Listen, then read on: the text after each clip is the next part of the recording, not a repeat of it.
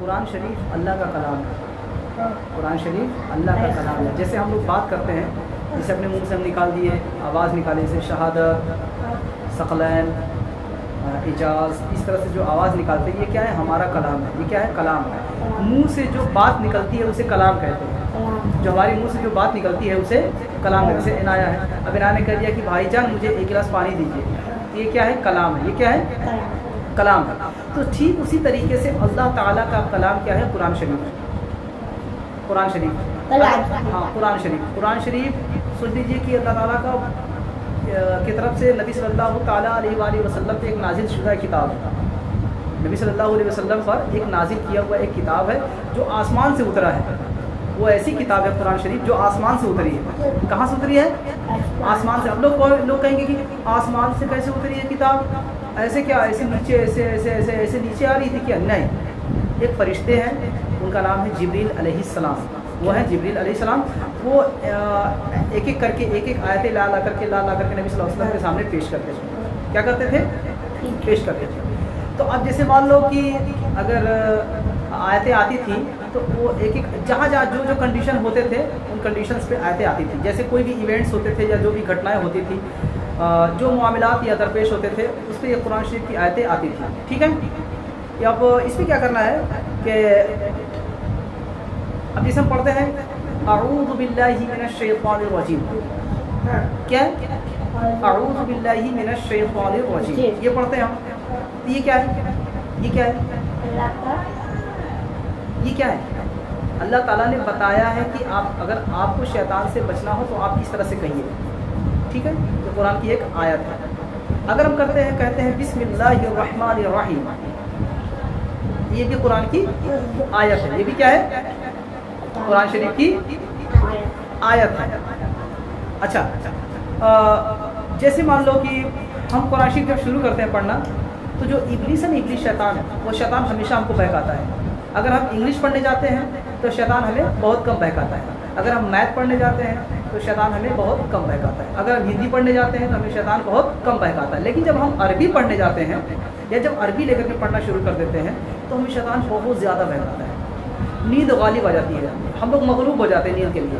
شیطان ہم کو مغلوب کرنا چاہتا ہے، ہم پر غالب ہونا چاہتا ہے، اور شیطان ہم کو ہمیشہ بہکانے کی کوشش کرتا رہتا ہے. سمجھ گئے؟ یہ بہت ضروری ہے، میں بتا رہا ہوں. تو جب بھی آپ لوگوں کا من کرے کہ میں پڑھنے کی کوشش کروں یا میں پڑھنا چاہوں، ابھی جیسے مان لو سپوز دیٹ کوئی بات ہے، جیسے ابھی آپ آئے ہیں کتاب لے کر کے اور آپ کا پڑھنے کا من نہیں ہے، آپ کے پڑھنے کا من نہیں ہے، آپ کے پڑھنے کا من نہیں ہے، تو ترنت سمجھ جائیے کہ آپ کے پڑھنے کا ایک منٹ آپ کے پڑھنے کا من ہے لیکن آپ کو شیطان بہکا رہا ہے. جی ہاں، آپ شیطان بہکا رہا ہے. اس کا مطلب کیا ہوا؟ تو جب بھی شیطان بہکائے تو ترنت یہ کہنا چاہیے اعوذ باللہ من الشیطان الرجیم. میں پناہ میں آتا ہوں یا میں اللہ تعالیٰ سے دعا کرتا ہوں کہ اللہ تعالیٰ مجھے شیطان سے بچا. اللہ تعالیٰ مجھے شیطان سے بچا. اور شیطان کو رجیم کہا جاتا ہے. رجیم کیا کہا جاتا ہے؟ رجیم. شیطان کو کیا کہا جاتا ہے؟ رجیم. رجیم کا مطلب ہوتا ہے جسے پتھر سے مار مار کے بھگا دیا جائے. جسے گھر پہ آیا ہوا کوئی بھی گیسٹ ہو یا کوئی بھی فقیر کچھ بھی ہو اس کو گھر سے دھتکار کر کے لات مار کے بھگا دیا جائے، اسے رجیم کہا جاتا ہے. اسے کیا کہا جاتا ہے؟ رجیم. مطلب شیطان اتنا برا ہے، اتنا برا شیطان ہے کہ ہم اس کو بھگاتے ہیں. چل ہٹ، نکل، چل نکل، ہٹ. اس طرح سے جسے کتے کو نہیں بھگاتے ہیں، کتے کو امی کتا، مما کتا، اس طرح سے. دیٹس اے ڈاگ، اس طرح سے ہم لوگ کرتے ہیں نا. کتے کو دیکھ کے چھی کتا گیلا ہے، کتے کے ہاں کتا گیلا، اس طرح سے کہتے ہیں نا.